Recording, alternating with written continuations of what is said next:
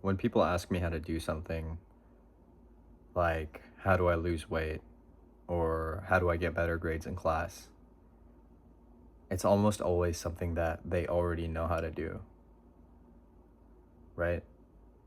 To lose weight, you know that you simply need to eat less, right? Calories in, calories out. To get better grades, well, sure, there's a ceiling, but I mean, almost always is it's just you aren't studying hard enough, and the person knows that, right? The person that's asking me knows that. And still they ask me the same question.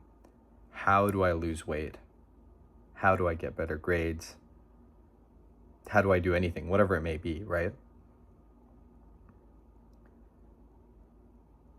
I think the better way to think about this is I know how to do this thing that I want to do. How do I get myself to do it, right? Not how do I lose weight, but I know the steps to lose weight are to do more exercise, to eat healthier, to eat less. How do I get myself to do these things?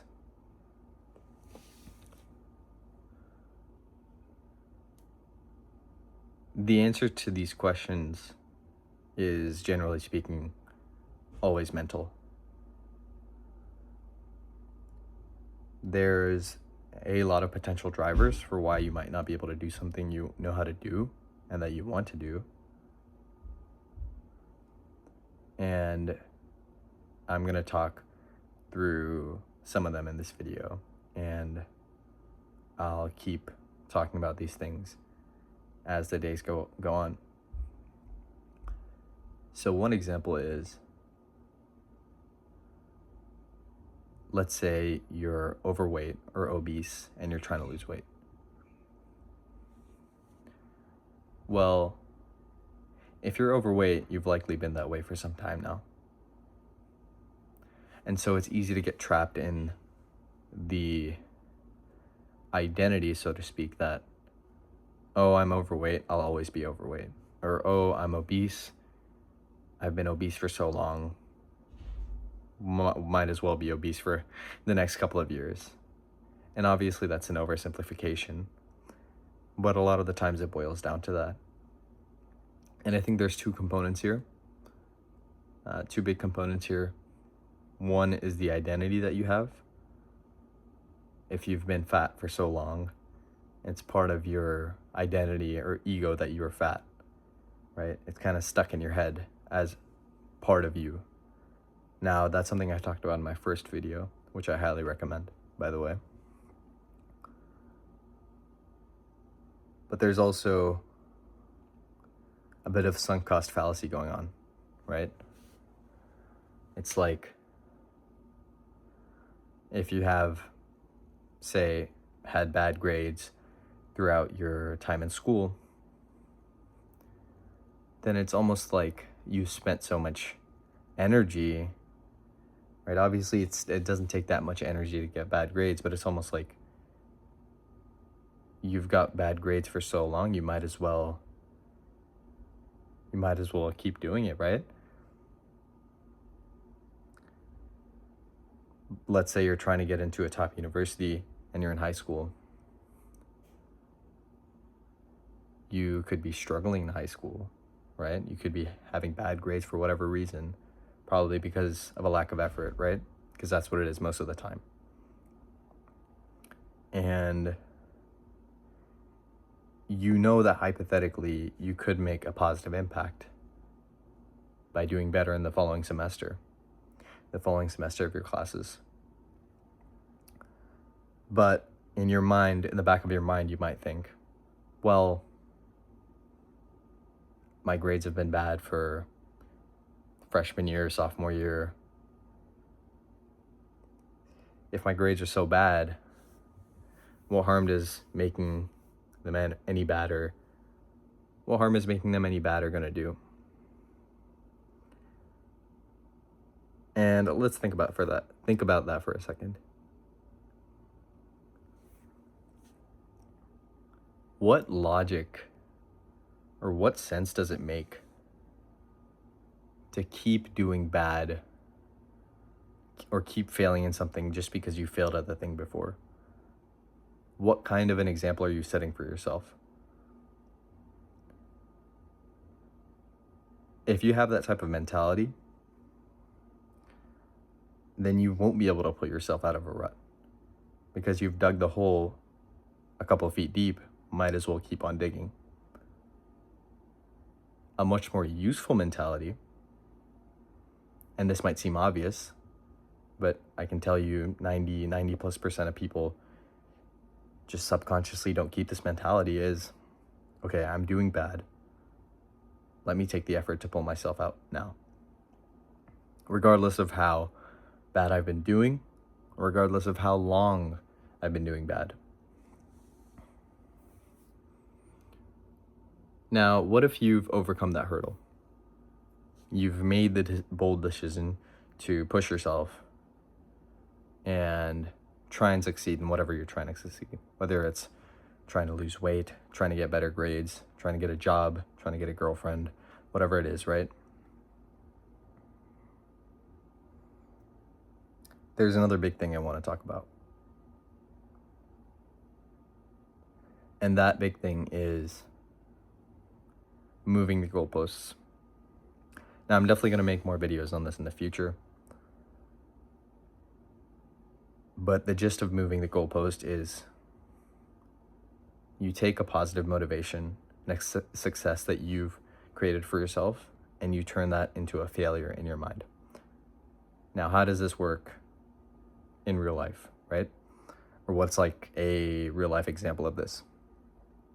Let's say you're trying to lose weight,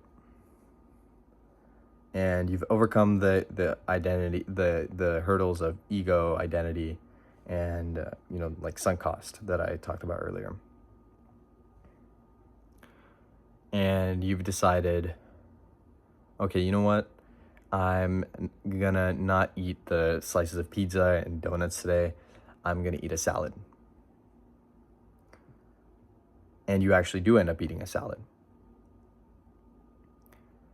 The problem with this, and the easy trap people fall into, is that you know that eating one salad is not going to undo the years and years of eating garbage and being fat, right?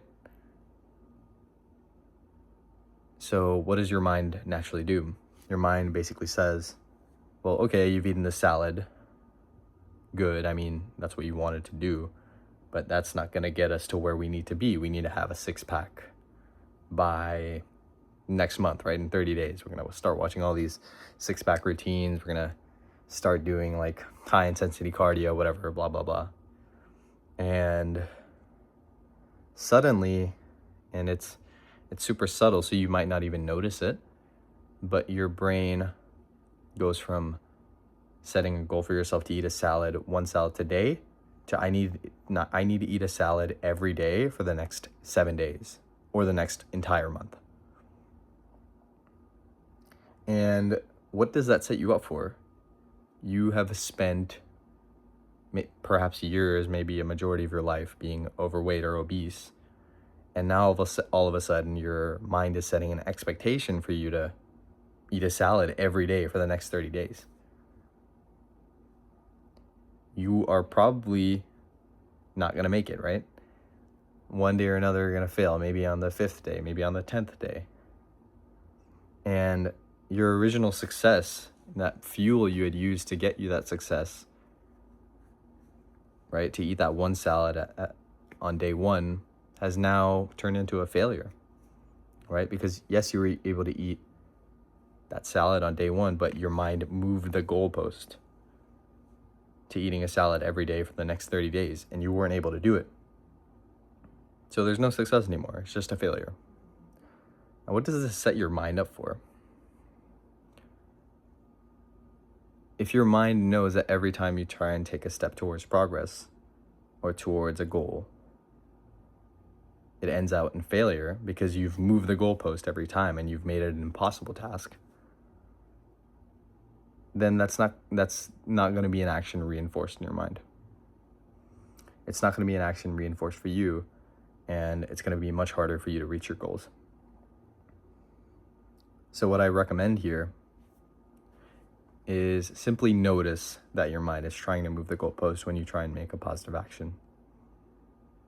going back to the lose weight example, if you set up a goal to eat one salad this week, then eat that one salad and pat yourself on the back for it. And keep that same standard without making it harder for yourself. So instead of a salad every day for the next 30 days, make it one salad once a week, right? And try and do that for a couple weeks. Do it for week 2, do it week 3. You're gonna wanna move the goalpost and make it to 2 salads a week, but don't do that just yet, right?